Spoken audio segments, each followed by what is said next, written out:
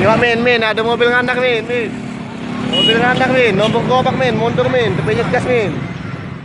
Warga yang berada di sekitaran Pasar Palimo dihebohkan dengan kejadian sikok mobil minibus yang nomor pagar seng sama gerobak gorengan di sekitaran Pasar Palimo. Kejadian itu dewek terjadi saat mobil lagi posisi parkir di sekitaran Pasar Palimo. Lalu pas nak mundur, tiba-tiba mobil minibus tersebut dengan ngebut sama hilang kendali langsung nomor pagar seng sama gerobak gorengan. Akibatnya kondisi pagar seng sama gerobak gorengan yang ditumbur mengalami kerusakan parah. Beruntung kejadian ini tidak nimbul ke korban jiwa. Bravo, Matic, maksudnya Matic. Ada korbannya enggak, Kak? Berarti sopirnya enggak apa-apa. Satu orang. Kalau katanya tadi nggak apa, blong atau apa? Kalau Matic langsung mundur ya? Iya. Satu banyak ngomong Matic tadi, kencang mundur. Ngebut dia.